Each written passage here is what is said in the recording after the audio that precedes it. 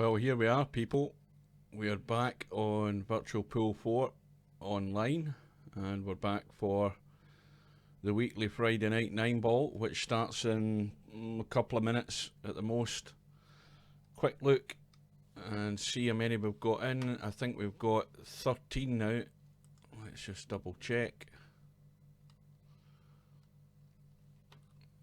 2, 4, 6, 8, 10, 12. Well, we've got 14 in now.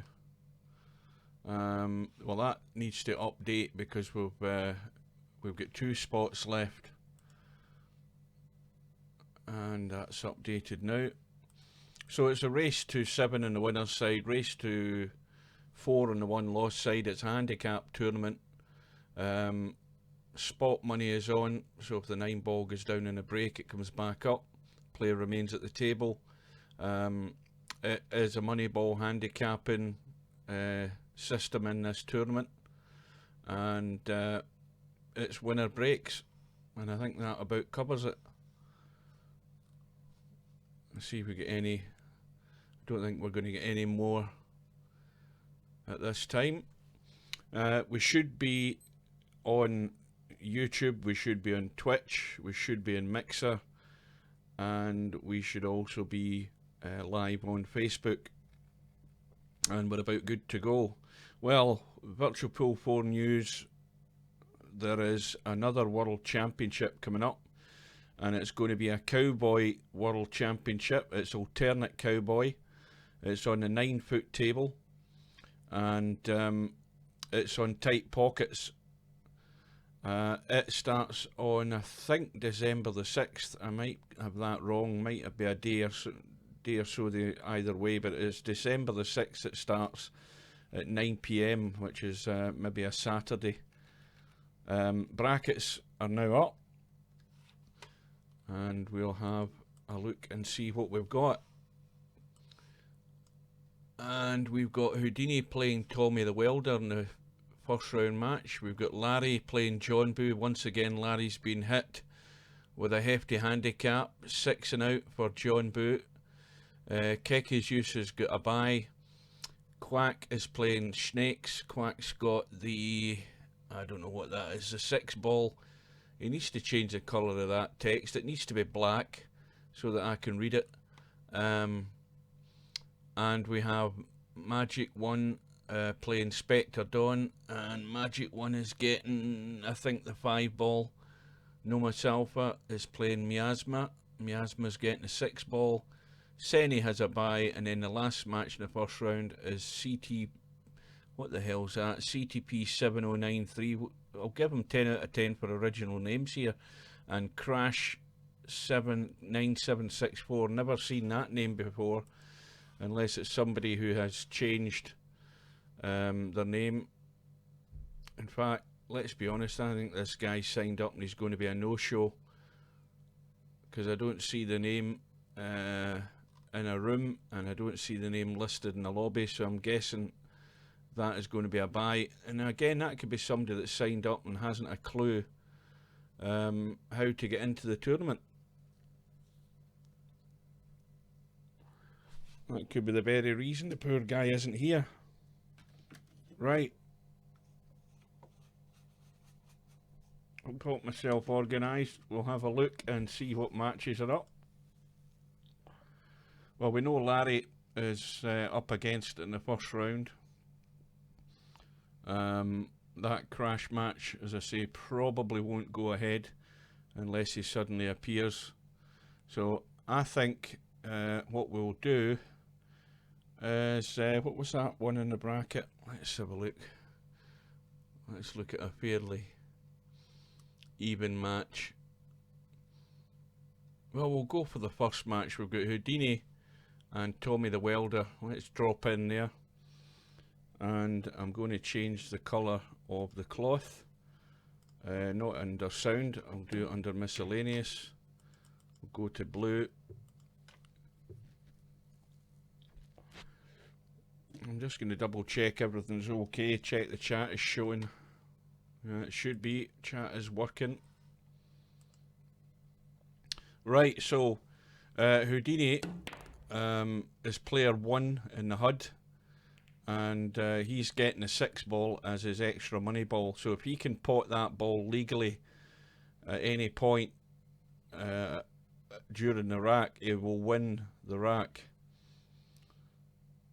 Tommy the Welder with a nasty cut back in the 5. He's going to scratch, I think. Nope. In the end, it's worked out a good safety. So the only thing now to do is just to test the old doodle, which should be working. And that's working fine. Well, if there's anybody out there, good evening. It's been a couple of weeks since we've done and covered a VP4 Friday night 9 ball. I don't think anybody's out there yet. Somebody might give me some company at some point. So Tommy the Welder at the table needs to, well, he needs to either come back across to the left to leave the 8 ball long, or he needs to go up the table. Let's see what he decides to do. Oh, he's just leaving it long. Good evening, Bedhead. Welcome aboard.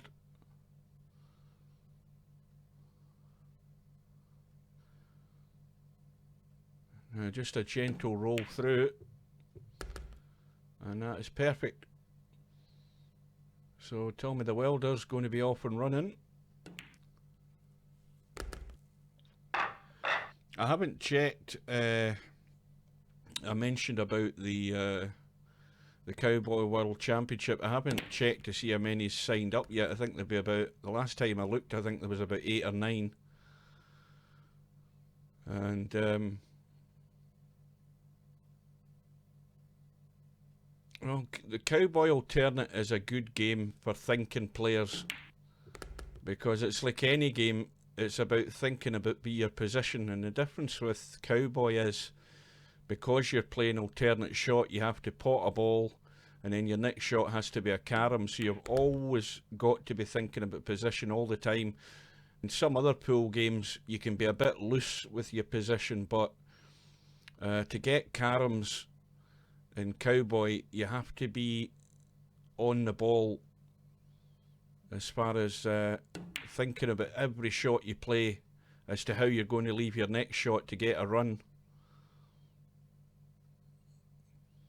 And there's a lot of players who don't play Cowboy, who, to be honest with you, if they did, it's like a lot of games that actually help your other games that you play. If you play Cowboy and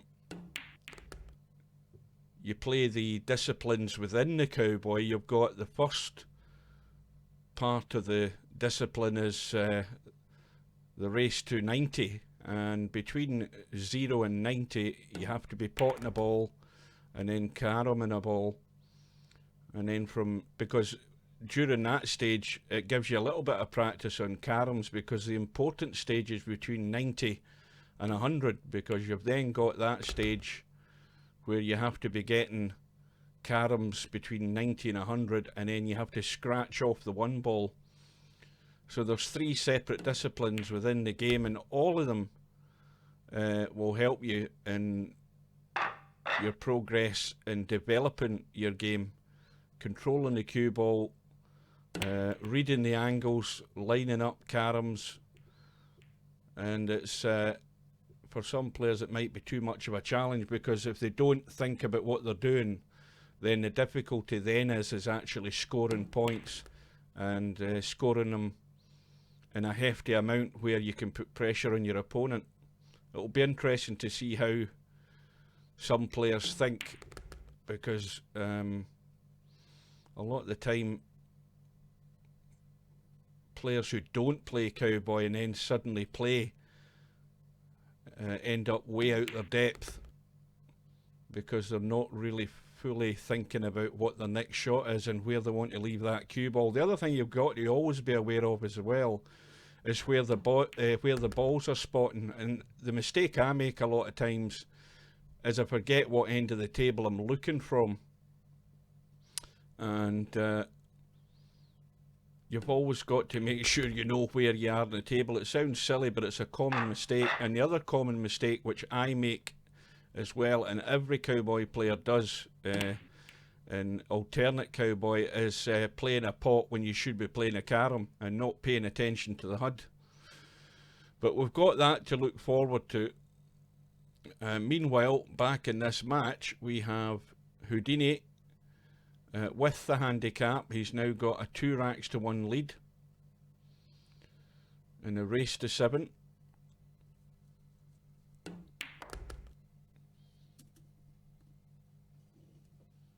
And I think the 2 ball squeezes past the 9. The question is whether he's going to try and take a risky combo on this 9. And now he's got to back himself to do the run out. He's got a wide open space, but he can easily be hooked behind that 7 or 6. And he's come the top side of them, so he's avoided any blocking balls. And now he just needs to avoid running into that 8 ball.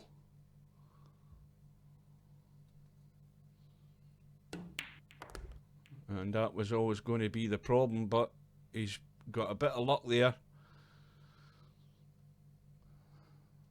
He's landed on the 5. Again, he's got a slight angle on this 5, and he's going to have to play a good shot to get position. And if it skims past the 6, he could have got it into the middle, and now he's out of shape.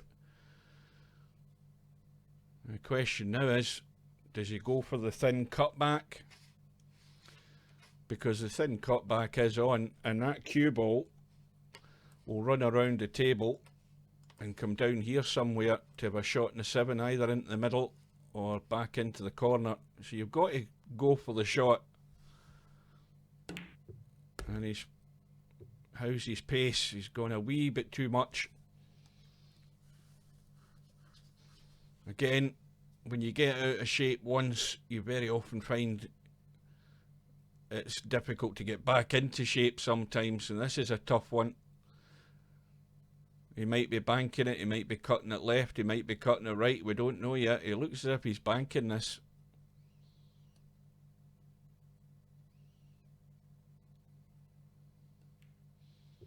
Well, he didn't. He's looking to play safe. It needs to slow up. And that's not bad. Now, of course, the other thing now is that Houdini's extra money ball has gone. The 6 ball has gone down. So he has to pot these 3 remaining balls as well to win the rack. And a reverse bank looks very good on the 7. I don't know why he tried to play the extremely thin cut, because he wasn't good on the 8 either. Now, Tommy the Welder has the same problem here. He could go for the cut, but he's going to be running into that left-hand corner.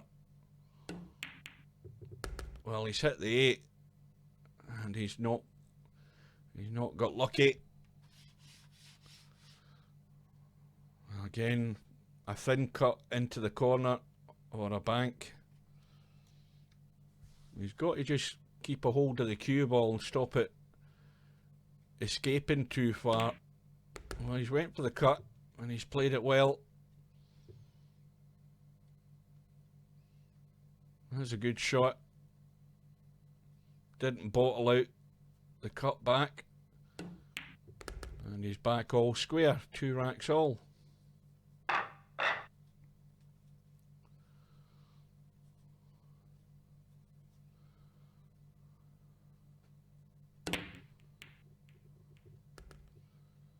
Seven ball down in the break. Cue ball though. Is he locked out in the 1? Yes, he is. Now, there's not an awful lot to go on there, but he could actually jump and play the pot in the 1. It's extremely tight. It's tight, but it does go. Maybe the distance between that cue ball and the 2 ball was a bit of a worry as to whether he would make a jump. but he hasn't got it safe. And the problem ball is the 3.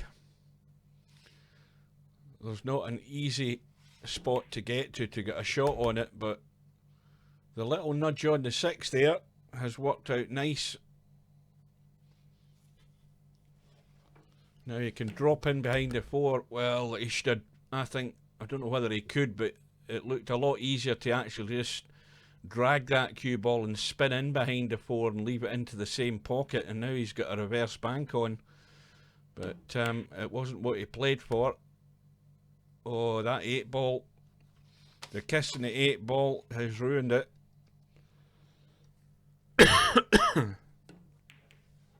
And not a very good effort at the safety from Houdini. But Tommy the Welder is dead straight in the 5, and he's got no chance of getting in the 6.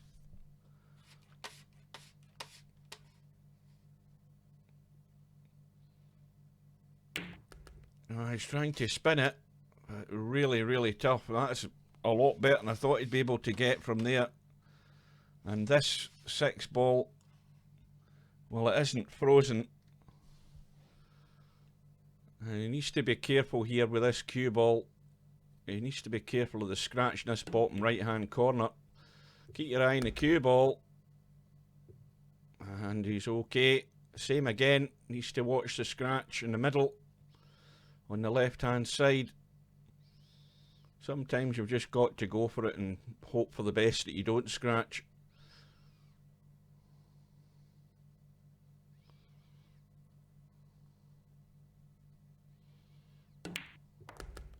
I stunned it. He took the scratch well out of the danger zone there. And this, I think, can't remember, but I think this is Tommy the Welder going into the lead for the first time. Now leads by 3 racks to 2.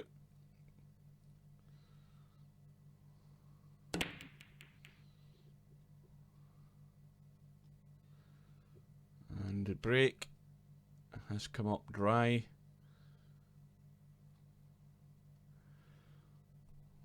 Well, there is a shot for Houdini, and he could just drop past the 7. And now has he gone far enough? I think he might have. That's not bad. Again, a similar problem. He has to get back down the table here on the left hand side to get a clean shot at that 3. Oh dear. Well, I don't know why the cue ball was going forward. He was only ever going to run into traffic going that direction.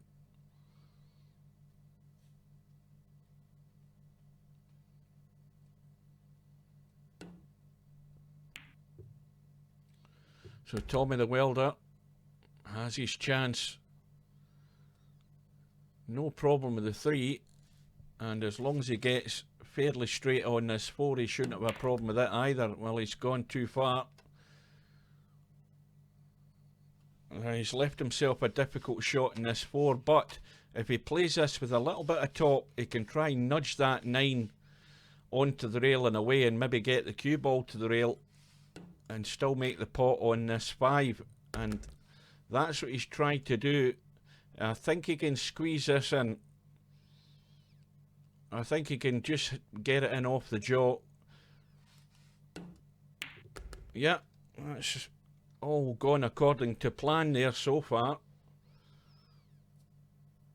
Now I think he's got to go off that right rail, left rail and back out.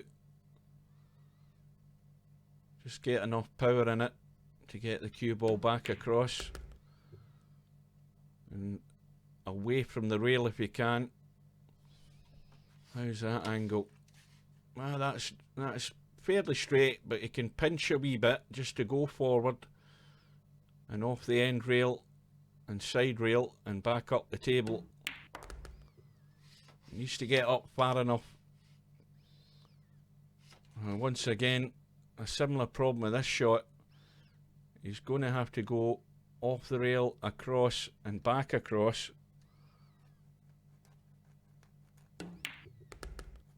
And that pace looks nice to me. That looks very good. Well, he should be taking this long down into this bottom right. And this will open up the gap to 2 racks. And that was well played by Tommy the Welder. He's a 2052 rated player, but he did pretty much everything right there, even though he wasn't exactly in perfect position. But it just shows what a wee bit of common sense and thought can do. And that has given him a 2-rack cushion. Although he's got no joy on the break.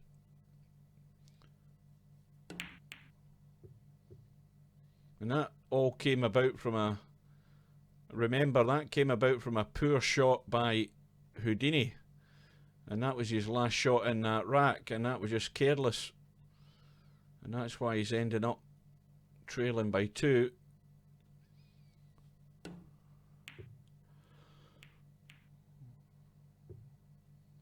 Well, the billiard off that 1 ball onto the 4 looks a cast iron certainty. In goes the 4. And in goes the 1 into the middle. And no shot in the 2.